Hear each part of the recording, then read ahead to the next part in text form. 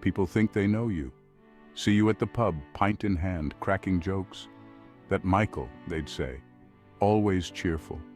Little did they know, behind the laughter, a storm brewed. See, I'm an expert at wearing masks, smiling when my soul wanted to scream. It's easier than explaining the hollowness that's slowly consuming you. The way joy becomes a distant memory, a faded photograph you can't quite place. Depression doesn't announce itself with trumpets and fanfare. It creeps in like fog, obscuring everything familiar.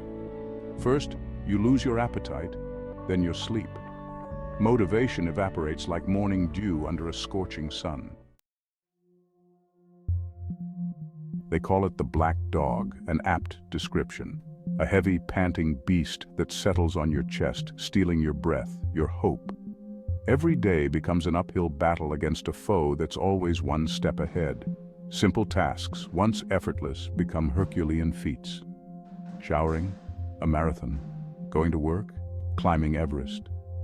The world shrinks to the size of your bed, its warmth the only solace in a world turned cold. Sleep offers no escape. Nightmares plague you, twisting reality into grotesque parodies. You wake up drained, the weight of the world heavier than the day before. The cycle continues, a cruel carousel of despair. Depression has a nasty habit of inviting its mates over. Anxiety, my unwelcome guest, arrived with its own brand of torture. A constant buzzing in my brain, 1,000 what-ifs whispering like venomous snakes. The line between reality and imagination blurred. Shadows seemed to move. Voices whispered my name from empty rooms. I dismissed them as tricks of a tired mind, but a seed of doubt had been planted. Then came the paranoia. Irrational, illogical, but oh so real. Colleagues were plotting against me, friends gossiping behind my back. The world, once a source of comfort, now felt hostile, menacing.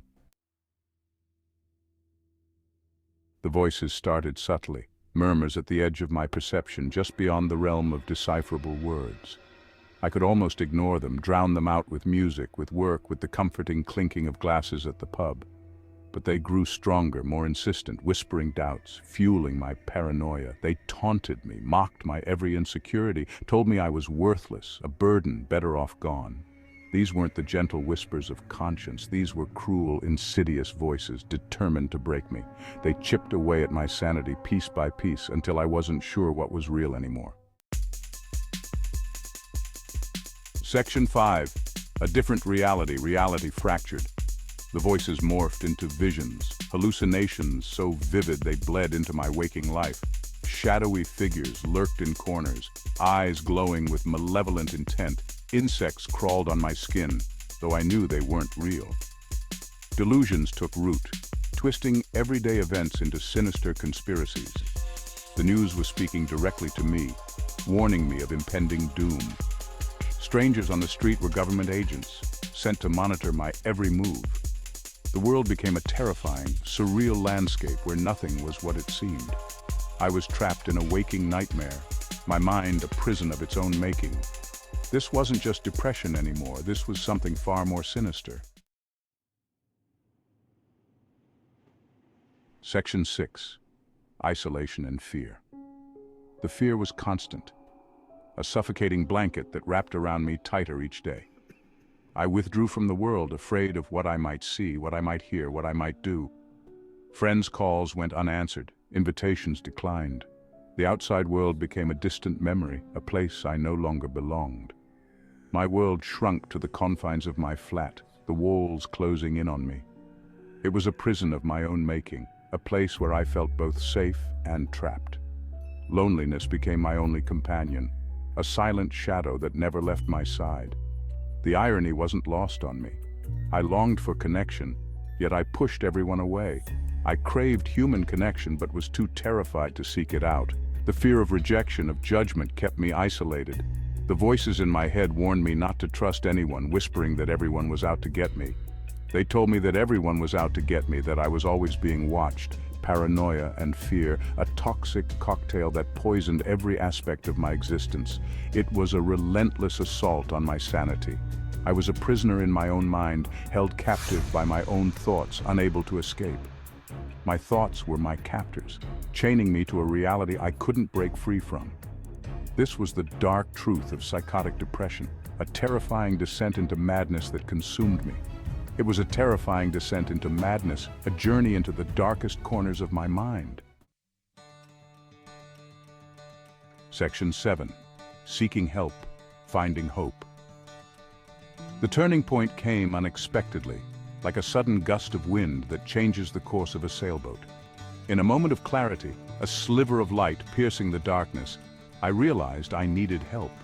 It was as if the fog had lifted, revealing a path I hadn't seen before. I couldn't fight this alone. The weight of my struggles was too heavy to bear by myself. I reached out, a desperate plea for a lifeline. It was a call for help that I had been too afraid to make for so long. The journey back from the abyss was long and arduous. Therapy, medication, and countless moments of self-reflection were my companions. The unwavering support of loved ones who refused to give up on me was my anchor. Their belief in my recovery gave me strength. Slowly, painfully, I began to reclaim my life. Each small victory was a step towards healing. The voices didn't disappear overnight. They were persistent, like shadows that linger even after the sun has risen.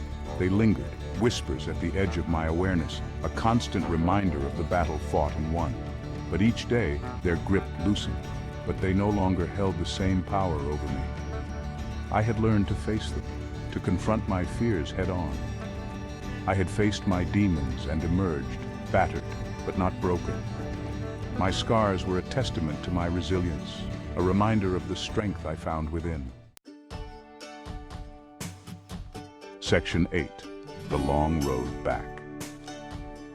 Recovery wasn't linear. There were setbacks, days when the darkness threatened to engulf me once more. The weight of despair was overwhelming, but I had glimpsed the light, felt the warmth of hope, and it was a beacon in my darkest hours. I clung to it with all my might, refusing to let go. I learned to manage my condition, to navigate the turbulent waters of my mind, to recognize the warning signs, the subtle shifts in my mood, and to seek help when I needed it. I built a support system. The black dog still lurked, always at the edge of my consciousness, but I knew its tricks now. I was no longer afraid. I had tools at my disposal, techniques to calm my mind, weapons forged in the fires of my experience. Each day was a new battle. Life after psychotic depression was different. The world seemed sharper, more vibrant, filled with possibilities now that the fog is cleared.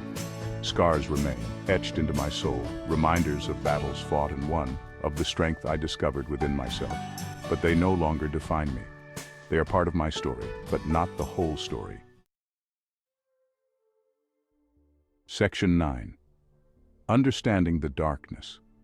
Psychotic depression isn't a weakness. It's an illness, a thief that steals your mind, your sense of self. It thrives in silence, in the shadows of stigma and misunderstanding. But it can be beaten. If you recognize yourself in my story, know that you're not alone. Reach out, seek help. There is hope, even in the darkest of times.